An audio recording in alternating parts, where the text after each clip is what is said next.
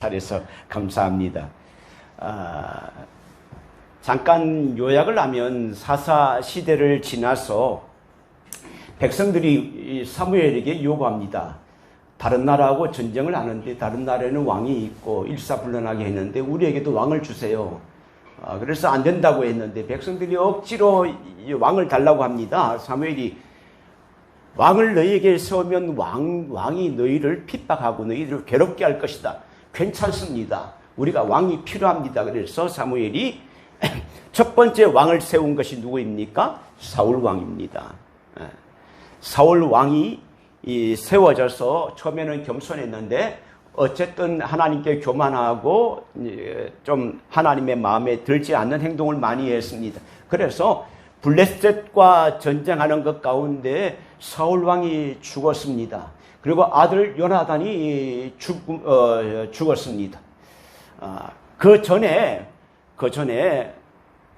블레셋과의 또 전쟁 가운데 블레셋과 자주 전쟁이 있더라고요. 전쟁 가운데서 그때는 장수 대 장수로 싸움이 있잖아요. 거인 골리앗이 나와서 야 너희가 1대1로 싸우자. 그래서 너희가 지면 장수가 나와서 지면 너희가 지는 것이고 내가 지면 우리가 항복할 것이다. 그랬더니 아무도 나서지 않는 거예요. 그때 나선 사람이 누구냐면 여러분 잘 알듯이 어린 소년 다윗입니다. 소년 다윗이 골리앗을 물매 돌을 던져서 이렇게 쓰러뜨려서 민족의 영웅이 되었습니다. 나라를 구한 영웅이 되었죠. 장군들도 아무도 나서지 않는 것 가운데. 그런데 이제 백성들이 말하는 그 소리를 듣고 사울이 마음이 속상했습니다.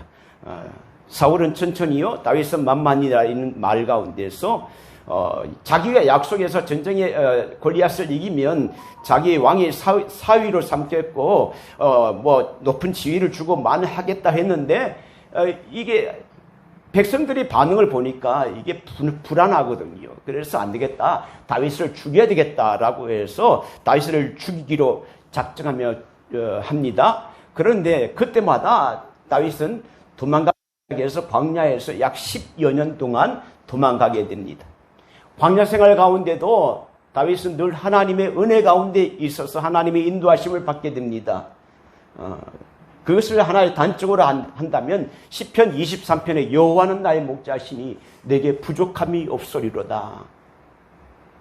여호와는 나의 목자시니 내가 부족함이 없으리로다. 그래서 다윗은 시편 가운데서 늘 하나님께 어려운 가운데 하나님께 기도하고 또 감사하고 찬양하는 그런 내용들이 반복이 되어 있는 것이 시편이라고 지난주에 말씀을 드렸습니다.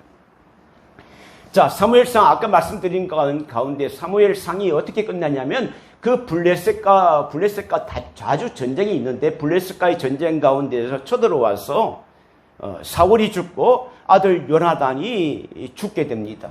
그래서 사울 가문이 몰락하는 것으로 사무엘상이 끝나는 거예요. 또 새 왕이 다윗으로 등장하는 것이 사무엘하로 시작이 되는 것입니다. 사울이 그토록 다윗을 왕이 되는 것을 막으려고 했지만 오히려 사울 가문은 망하게 되고 다윗이 점점 흥해지는 하나님의 역사를 보게 됩니다. 그런데요, 사울에 추종하는 세력들이 순순히 물러가지 않습니다.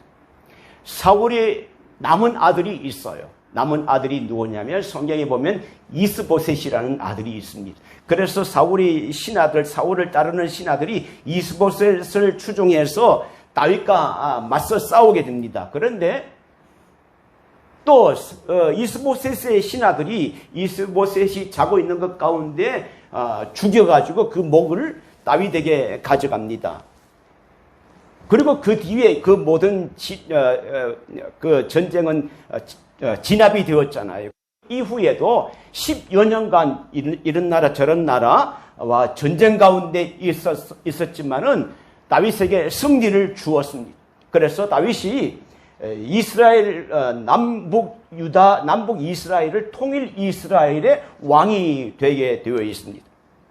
나라가 안정이 되자 여유가 있었을 때 다윗은 그동안 잊어버렸던 것 하나를 생각하게 됩니다. 하나가 생각이 나는데 그 생각이 뭐냐? 1절 한번 읽어볼까요? 자, 그 생각이 뭘까요? 1절 읽겠습니다. 시작. 사울의 집에 아직도 남은 사람이 있느냐? 내가 요나단으로 말미암아 그 사람에게 은총을 베풀리라 하니라.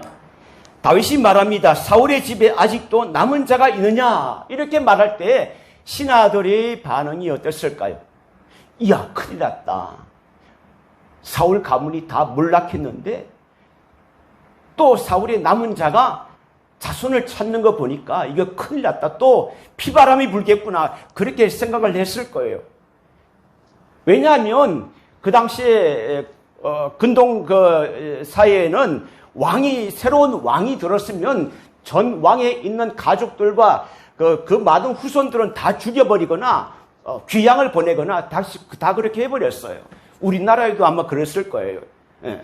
왜냐하면 후환을 다시 다른 신하들이 그 사람을 옹립을 해서 반역하는 것들을 미리 방지하기 위해서 다 그렇게 해버렸습니다. 그러니까 신하들은 긴장이 되었죠. 이거 큰일 났다. 그런데 그 다음에 이어지는 말, 다윗이 이렇게 말합니다. 사울의 집에 아직도 남은 사람이 있느냐? 그러고 난 뒤에 내가 요나단으로 말미암아 그 사람에게 은총을 베풀리라.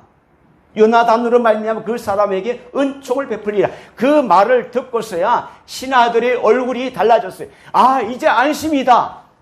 얼굴이 이제 굳어졌던 얼굴들이 펴졌습니다. 왜 그러냐? 다윗과 요나단의 관계를 신하들이 잘 알고 있거든요. 사울은 다윗을 죽이려고 했지만은 요나단은 다윗의 생명을 구하기 위해서 노력했다는 것도 다윗과 요나단이 아주 친밀한 관계라는 것을 잘 알고 있습니다. 사무엘하 1장에 보면 다윗이 요나단을 뭐라고 부르는가 하면 그 호칭이 나와 있어요. 요나단이 죽은 것을 그 소식을 듣고 형 이렇게 말합니다. 다윗을 형이라고 말해요. 형. 그만큼 다윗은 요나단을 따랐고 둘이가 서로 간에 아름다운 우정이 있었던 거예요. 자, 어쨌든 이 다윗의 말을 듣고 신하들은 이제 왕이 말이 떨어지니까 각 신하들이 막 나라의 각 기관들을 통해서 다 급하게 수소문을 해서 알아보았습니다. 그 중에 한 명이 딱 정보가 온 것이 사울의 종 시바라는 사람이 딱 걸려왔습니다. 그래서 시바가 다윗 앞으로 왔습니다. 다윗에게 말합니다. 요나단이 아들 하나가 있는데 그 사람은 다리가 저는 사람입니다. 이 말을 듣고 다윗이 말합니다.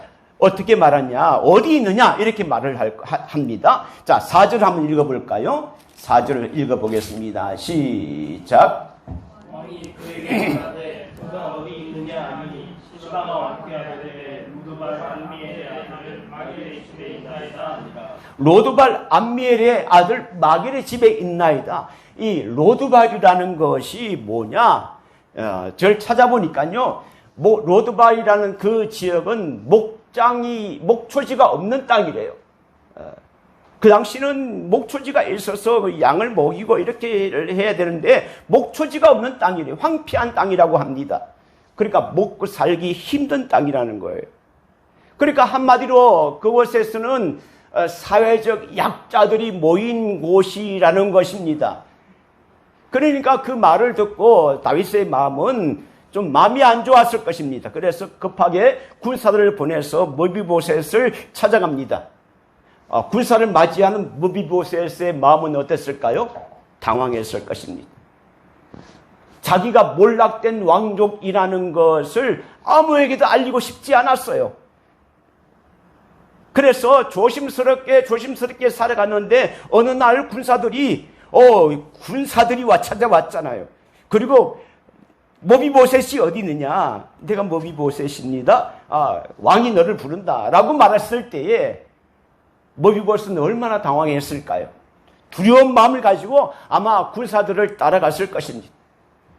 왜냐하면 므비보셋은 아버지 요나단과 다윗의 관계를 잘 알지 못했어요. 그러나 할아버지 사울과 다윗 관계는 잘 알고 있어요. 잘 알고 있어요. 그리고 얼마 전에 사울의 막내 아들 이스보셋, 그러니까 이 머비보셋에게는 뭐가 되죠? 삼촌이 되는 거예요. 삼촌이 얼마 전에 기간이 어딘지 알 수 없지만은 얼마 전에 죽었다는 것을 알고 있어요. 그리고 사울의 마지막 혈통인 자신이 혼자 남았는데 자신을 부른다는 것은 좋은 생각이 아닌 거를 이 머비보셋은 직감적으로 알고 있었습니다. 이제 죽음이 왔겠구나 라고 생각해서 다윗에게 나갑니다. 6절 한번 보실까요?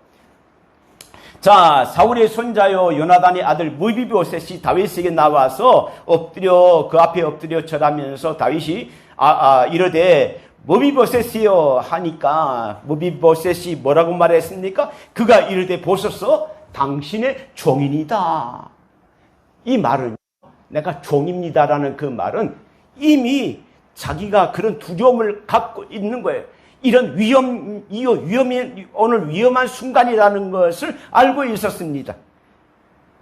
여러분, 이 머비보셋은 누구입니까? 사울의 손자고요. 요나단의 아들인데, 아까 읽었을 때, 시바가 다리가 전다고 그랬잖아요.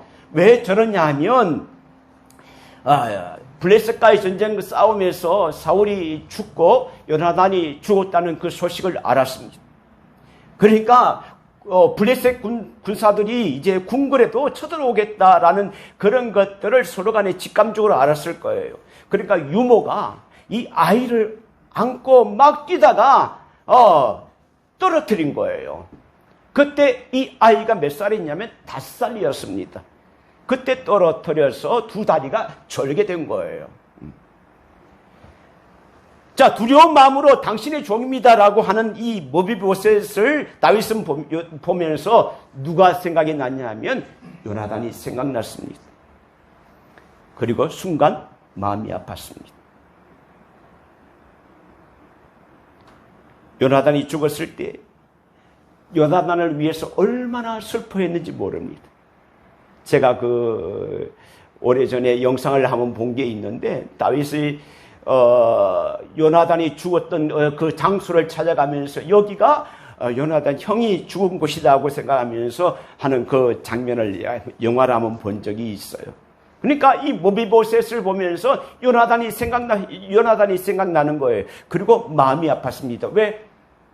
몰락된 가정에서 또 좋게 살고 있는 것이 저 멀리 황폐한 땅에서 살고 있고 정상적인 몸이 아니라 두 다리를 저는 것 가운데 형편없이 살아가는 모습을 보니까 너무 마음이 아팠습니다. 그리고 두려워하는 머비보셋을 안심시킵니다.